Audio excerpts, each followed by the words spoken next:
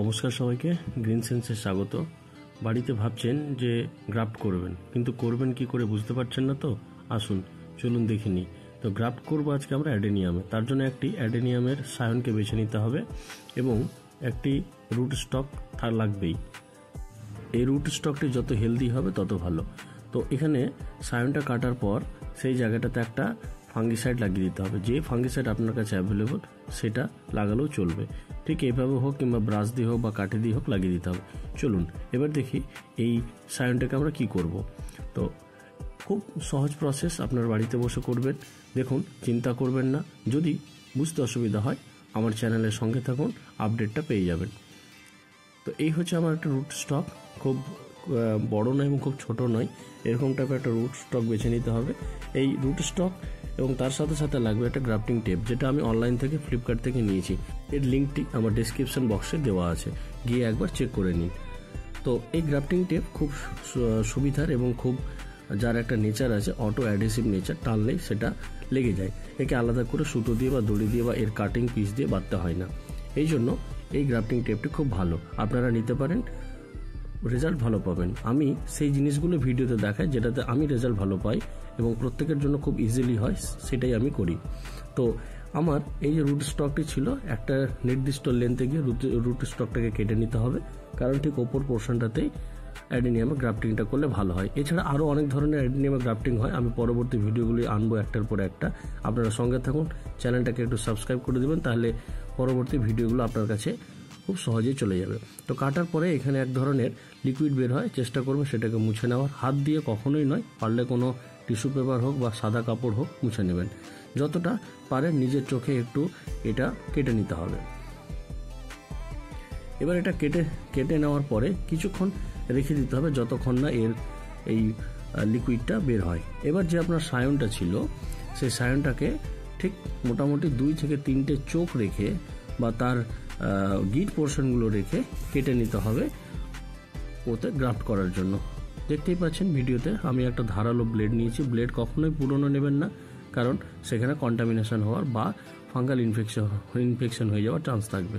Fungal infection এড়ানোর জন্য এখানে ফাঙ্গিসাইডসও ইউজ করা যেতে পারে, আপনি চাইলে ইউজ করতে পারেন। তো এভাবে কাটার পর কাটিং পোর্শনটাকে বারবার ধারালো ব্লেডের সাহায্যে একটু পরিষ্কার করে নেবেন, যাতে কোনোভাবেই আঁকা বাঁকা না থাকে, তাহলে কিন্তু লেগে যাওয়া গাছটা কিন্তু বেঁকে যেতে পারে। ঠিক এইভাবেই আমরা প্লেস করব রুট স্টকের ওপরে, বা আমরা যাকে স্টক বলি এবং ওপর পোর্শনটাকে সায়ন বলি।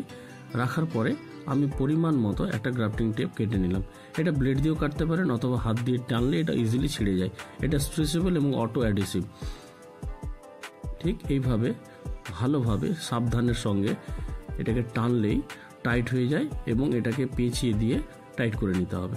ঠিক যেমনটা আমি করছি সেইভাবেও করতে পারেন, অথবা এই অবস্থাতে আপনি একটা গার্ডার নিচে লেপটে দিতে পারেন, অথবা যে বাড়তি অংশটা নিচের দিকে রয়েছে সেটাকে পেঁচিয়ে ওখানে টেনে গিটও দিয়ে দিতে পারেন।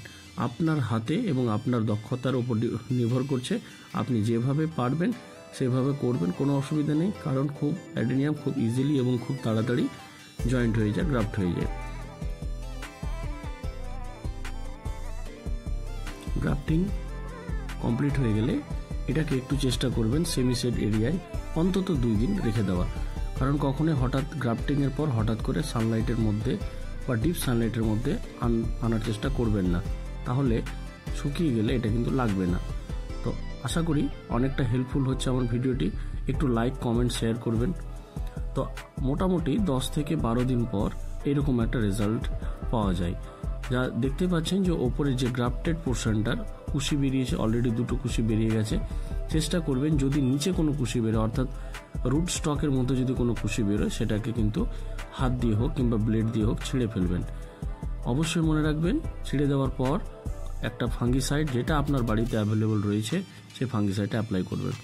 আজকে আমরা এই গ্রাফটিং টেপটা আস্তে করে খুলে নেওয়ার চেষ্টা করব। দেখব যে এর জয়েন্ট পোর্শনটা কতটা সঠিকভাবে এবং ভালোভাবে জয়েন্ট হয়েছে সেটা আপনাদের সামনে তুলে ধরবো। আপনারা বাড়িতে এইভাবে করবেন। যদি কোথাও কোনো কিছুতে আটকায় বা প্রবলেম মনে হয় তাহলে ভিডিওটি আরেকবার প্লে করে নেবেন, দেখবেন অনেকটা হেল্পফুল। যদি আমার এই চ্যানেলটি এবং ভিডিওটি ইনফরমেটিভ মনে হয় তাহলে চ্যানেলটিকে সাবস্ক্রাইব করবেন, আপনার নিকটবর্তী বন্ধুদের কাছে, আত্মীয়দের কাছে একটু শেয়ার করবেন, একটা লাইক করবেন, কমেন্ট করবেন এবং সবাই চেষ্টা করুন সবুজ বিপ্লব আনার। আপনার হাতেই রয়েছে সবুজ পৃথিবীকে সবুজ করার চাবিকাঠি। তো চলুন, তো আমরা ভিডিওটা প্রায় শেষের দিকে চলে এসেছি। যতটা দক্ষতার সঙ্গে এই কাজটি করবেন গাছ তত ভালো থাকবে। কারণ যদি কোনো কারণে গ্রাফটিং পোর্শন নড়ে যায়, আশা করি নড়বে না, কারণ রেজাল্ট দেখতেই পাচ্ছেন যে কত ভালোভাবে এবং নিখুঁতভাবে গ্রাফটেড পোর্শনটা জয়েন্ট হয়ে গেছে। আশা করি যে এই গাছটিতে আপাতত। ধন্যবাদ সবাইকে, ভালো থাকবেন। সবাই চেষ্টা করুন নিজের হাতে নতুন গাছকে নতুনভাবে রূপ দেওয়ার। ধন্যবাদ।